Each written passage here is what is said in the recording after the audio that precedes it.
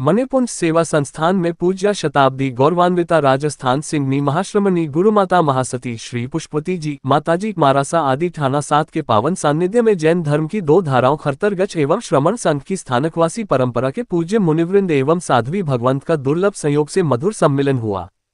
पावन प्रसंग था खरतरगच संघ के प्रथम दादा गुरुदेव श्री जिनदत्त सूरी जी महाराज की दादावाड़ी के जीर्णोद्धार के उपलक्ष्य में रजत कलश यात्रा एवं सामूहिक क्षमायाचना का आयोजन। स्वाध्याय रस निमग्न मुनि प्रवर श्री सम्यक रत्न सागर जी महाराज आदि ठाना 6 एवं जीर्णोद्धार प्रेरिका महासाध्वी श्री मनोहर श्री जी मारासा की सुशिष्य साध्वी श्री निरंजना श्री जी आदि ठाना ने जैसे ही संघ सहित मणिपुंज के प्रांगण में पदार्पण किया, श्रमण संघीय उपप्रवर्तिनी सद्गुरुवर्या डॉक्टर श्री राजमती जी मारासा आदि महासती मंडल एवं सकल संघ के वरिष्ठ पदाधिकारियों ने कलश यात्रा एवं साधर्मी बंधुओं की आगवानी की। चतुर्वेद संघ का अपने आप में अभूतपूर्व नजारा मणिपुंज में दृष्टिगोचर हो रहा था। गुरु वंदन की विनम्र भव्य परंपरा के साथ मंगलाचरण हुआ। उपप्रवर्तिनी मरुधरा शिरोमणि सद्गुरुवर्या डॉक्टर श्री राजमती जी मारासा ने उपस्थित धर्मसभा को संबोधित करते हुए फरमाया कि जैन धर्म मोह, ममता, क्रोध आदि का क्षय करके समन्वय का सबक सिखाता है। धर्म आत्मा को निरामय करने की कल्याणकारी औषधि है। हम सांप्रदायिक भेदभाव का विसर्जन करके मोक्ष की राह पर प्रेमपूर्वक आगे बढ़ें। उन्होंने कहा, आज आपसी प्रीति और सौहार्द की हवा प्राणवायु बनकर बह रही है। नमामि और खमामि इन 2 शब्दों के द्वारा संवत्सरी के पश्चात सकल संघ से सरल भाव से हार्दिक क्षमा याचना की एवं जैन दादावाड़ी के जीर्णोद्धार के लिए खरतरगच संघ के अध्यक्ष विक्रम जी पारक, मंत्री अनिल जी गोलेछा आदि कार्यकर्ताओं की अनुमोदना करते हुए शीघ्र कार्य सफलता के लिए उनके प्रयास की सराहना की।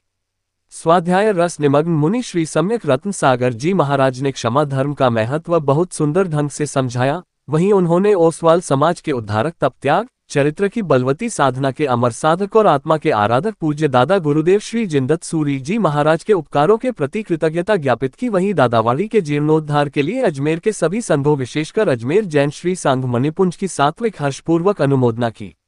उन्होंने शताब्दी गौरवान्विता महाश्रमणी गुरुमाता श्री पुष्पवती जी मारासा के संयमी जीवन की अनुमोदना करते हुए दीर्घायु की मंगल कामना की। शतपुष्प चंद्रिका महाश्रमणी स्वाध्याय प्रेमी गुरुमाता महासती श्री पुष्पवती जी मारासा ने अपार जनसमूह को मांगलिक फरमाया एवं शुभाशीष दिया। अजमेर जैन श्री संघ के संरक्षक प्रकाश चंद जी चोपड़ा, अध्यक्ष शिखर चंद जी सिंघी आदि समस्त कार्यकारिणी ने खरतरगच संघ का बहुमान किया एवं जीर्णोद्धार में सहयोग प्रदान किया। श्रीमती अनुष्का विनायकिया के 11 उपवास के प्रत्याख्यान हुए। वही कार्यक्रम पश्चात गौतम प्रसादी का आयोजन भी हुआ। केरल उच्च न्यायालय ने कहा है कि शादी का झूठा वादा करके यौन संबंध बनाने के आरोप तब टिक नहीं सकते जब शिकायतकर्ता पहले से ही शादीशुदा हो। न्यायमूर्ति बेच्यू कुरियन थॉमस ने शादी का झांसा देकर एक महिला का यौन उत्पीड़न करने के आरोपी याचिकाकर्ता को नियमित जमानत देते हुए ये टिप्पणी की। न्यायमूर्ति बेच्यू कुरियन थॉमस ने शादी का झांसा देकर एक महिला का यौन उत्पीड़न करने के आरोपी याचिकाकर्ता को नियमित जमानत देते हुए कहा, यद्यपि आरोप गंभीर है, लेकिन चूंकि पीड़िता पहले से ही एक स्थायी विवाह में है, इसलिए शादी के झूठे वादे के आधार पर यौन संबंध बनाने का आरोप कानूनी रूप से कम प्रथम दृष्टया अस्तित्व में नहीं आ सकता। अभियोजन पक्ष ने आरोप लगाया कि 2016 से जुलाई 2025 तक याचिकाकर्ता, जो पुलिस उप निरीक्षक है, ने शिकायतकर्ता के साथ संबंध बनाए रखे और शादी का वादा करके पीड़िता का विभिन्न स्थानों पर यौन उत्पीड़न किया और यहां तक कि पीड़िता के साथ रहा भी। न्यायालय ने कहा कि जांच से पता चला है कि पीड़िता जुलाई 2025 तक याचिकाकर्ता के साथ रह रही थी। इस बीच याचिकाकर्ता पर जनवरी 2025 में एक अन्य महिला से विवाह करने का आरोप है। हालांकि न्यायालय ने यह भी बताया कि शिकायतकर्ता पहले से ही किसी अन्य व्यक्ति से विवाहित थी और हालांकि वह अलग हो गई थी, लेकिन विवाह कानूनी रूप से भंग नहीं हुआ था। सुशीला अग्रवाल बनाम राज्य एनसीटी दलबिल अन्य 2005 CC 011 में सर्वोच्च न्यायालय के निर्णय का हवाला देते हुए न्यायालय अदालत विवाहित थी और हालांकि वह सुशीला अग्रवाल बनाम राज्य राष्ट्रीय राजधानी क्षेत्र दिल्ली के मामले का हवाला देते हुए अदालत ने कहा कि शादी के झूठे वादे पर यौन संबंध बनाने के आरोप कानूनी रूप से मान्य नहीं हो सकते जब शिकायतकर्ता पहले से ही विवाहित हो। अदालत ने यह भी देखा कि अभियोजन पक्ष हिरासत में पूछताछ की आवश्यकता साबित करने में विफल रहा और निष्कर्ष निकाला कि याचिकाकर्ता से हिरासत में पूछताछ आवश्यक नहीं थी।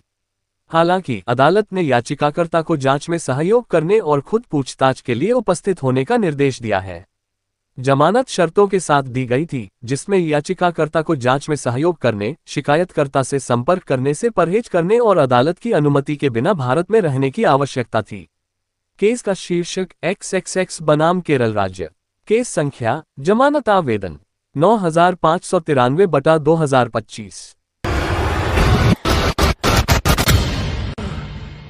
सद्गुरु इंटरनेशनल स्कूल प्रबंधन की ओर से आयोजित टेट प्रतियोगिता में सेंट एंसलम स्कूल की कक्षा 11 के होनहार बालक सार्थक हावा के प्रथम स्थान पर आने पर कार्यक्रम की मुख्य अतिथि जिला पुलिस अधीक्षक वंदिता राणा IPS ने बालक सार्थक को आशीर्वाद देते हुए शुभकामनाएं दी। आयोजित कार्यक्रम के अतिथि S जाह्नवी, डॉक्टर अंकित भार्गव, IPS वंदिता राणा, शैली बुलचंदानी, श्रेयांश भंडारी व अधिराज शेखावत रहे, जिन्होंने प्रतियोगिता में भाग लेने वाले प्रतिभागियों को संबोधित करते हुए उन्हें प्रेरणादायी उद्बोधन दिया। कार्यक्रम के बारे में वरिष्ठ अधिवक्ता सत्यनारायण हावा ने जानकारी देते हुए बताया कि TEDx एक ऐसा मंच है जहां विचार प्रेरणा से मिलते हैं। ये TED टेक्नोलॉजी, एंटरटेनमेंट और डिजाइन की भावना के तहत एक स्वतंत्र रूप से आयोजित कार्यक्रम है। TEDx में X का अर्थ है स्वतंत्र रूप से आयोजित TED इवेंट। ये आयोजन जिज्ञासु मन, परिवर्तनकारी और कहानीकारों को एक साथ लाते हैं जो प्रसार योग्य शक्तिशाली विचार साझा करते हैं। प्रत्येक व्याख्यान जिज्ञासा जगाने, बातचीत को गति देने और कार्रवाई के लिए प्रेरित करने के लिए डिजाइन किया गया है, जो हमें याद दिलाता है कि एक भी विचार भविष्य को आकार देने की शक्ति रखता है। इस प्रतियोगिता में सेंट एंसलम स्कूल की ओर से सार्थक हावा ने प्रतिनिधित्व करते हुए टॉक सेशन में जीत हासिल की, जिसे स्मृति चिन्ह व प्रमाण पत्र देकर पुरस्कृत किया गया। वहीं प्रतियोगिता में जीत हासिल करने पर बार एसोसिएशन केकड़ी के अध्यक्ष मनोज आहूजा व व्याख्याता शालिनी आहूजा ने बालक सार्थक को दुपट्टा ओढ़ाकर अभिनंदन करते हुए उसे आशीर्वाद व शुभकामनाएं दी। इस मौके पर सार्थक के पिताजी वरिष्ठ अधिवक्ता सत्यनारायण हावा व माताजी नीलम हावा ने भी खुशी जाहिर करते हुए सार्थक को आशीर्वाद व शुभकामनाएं दी।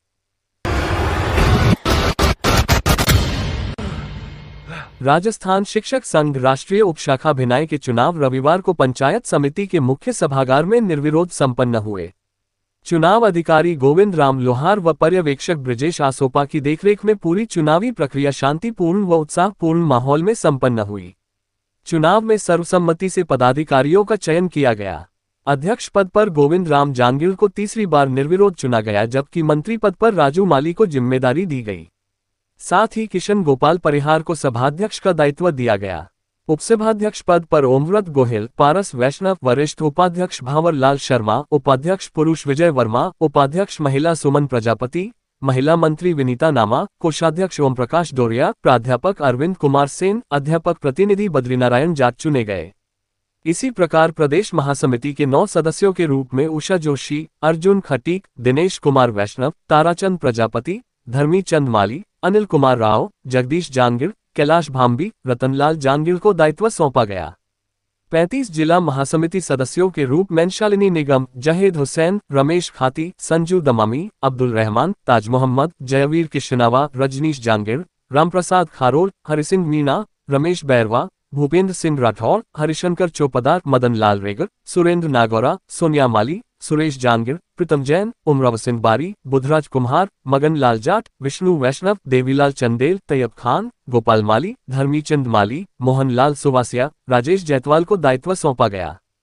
प्रदेश महिला समिति सदस्य उषा जोशी ने संबोधित करते हुए कहा कि संगठन में सबको साथ लेकर चलना व राष्ट्र हित में काम करना, अपने दायित्व का निर्वहन करना आवश्यक है।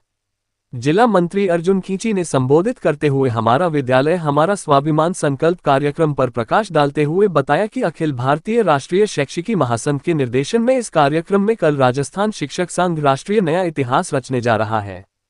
कल लगभग 5 लाख विद्यालयों में करोड़ों बच्चे, शिक्षक व अभिभावक एक साथ प्रार्थना सभा में 5 संकल्प लेंगे। चुनाव के पश्चात दिनेश कुमार वैष्णव द्वारा NEP 2020 पर विस्तार से चर्चा की गई और संगठन की रीति नीति से अवगत कराया गया।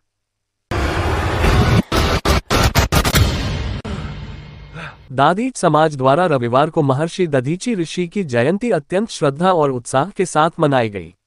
इस अवसर पर शहर में एक भव्य शोभायात्रा का आयोजन किया गया, जिसमें समाज के महिला पुरुषों ने भारी संख्या में भाग लेकर अपनी आस्था और एकता का परिचय दिया। शोभायात्रा का शुभारंभ दादीच शिव बगीची से हुआ, जो विभिन्न मुख्य मार्गों घंटाघर, सदर बाजार, खिड़की गेट, अजमेरी गेट से होकर पुनः दादीच बगीची में संपन्न हुई। यात्रा में महर्षि दधीची की मनमोहक झांकी विशेष आकर्षण का केंद्र रही। समाज के महिला पुरुष महर्षि दधीची के जयघोष के साथ चल रहे थे, जिससे संपूर्ण वातावरण भक्तिमय हो गया। शहर के विभिन्न चौराहों और मार्गों पर सर्व ब्राह्मण समाज द्वारा पुष्प वर्षा कर शोभायात्रा का भव्य स्वागत किया गया, जिससे समाज की एकता और सौहार्द की भावना स्पष्ट रूप से परिलक्षित हुई। रविवार प्रातः दाधीच शिव बगीची में हवन पूजन का आयोजन किया गया, जिसमें समाज के कई जोड़ों ने वेद मंत्रोच्चार के साथ आहुतियां देकर पुण्य अर्जित किया। दोपहर में जूनिया गेट स्थित दाधीच शिव बगीची में समाज का वार्षिक महाधिवेशन आयोजित हुआ। कार्यक्रम की अध्यक्षता मुंशी हरिप्रसाद शर्मा ने की, जबकि संरक्षक के रूप में छीतरमल शर्मा, कैलाश चंद्र शर्मा, मुरलीधर तिवारी, बद्री विशाल दाधीच, कृष्ण गोपाल शर्मा और राधेश्याम दाधीच उपस्थित रहे। महर्षि दधीची के जीवन पर प्रकाश डालते हुए छीतरमल शर्मा और रामनारायण ईनानी ने बताया कि किस प्रकार महर्षि ने अपने जीवन का बलिदान मानवता के कल्याण के लिए दिया। कवि बुद्धि प्रकाश दाधीच ने अपने प्रेरणादायक वक्तव्य में सामाजिक एकता को सफलता का मूल मंत्र बताया। महाधिवेशन के दौरान समाज के मेधावी छात्र छात्राओं के साथ साथ राजकीय सेवाओं में नियुक्ति या पदोन्नति प्राप्त करने वाले सरकारी कर्मचारियों को भी सम्मानित किया गया। इस कार्यक्रम का संचालन सुरेंद्र जोशी ने किया। उन्होंने अपने माता पिता की स्मृति में समाज की कई प्रतिभाओं को समाज के वरिष्ठजनों के हाथों से पुरस्कार दिलवाए। कार्यक्रम के अंत में समाज द्वारा भव्य सामूहिक भोज का आयोजन किया गया, जिसमें समाज के सभी वर्गों के लोगों ने भाग लिया और सामूहिकता की मिसाल पेश की।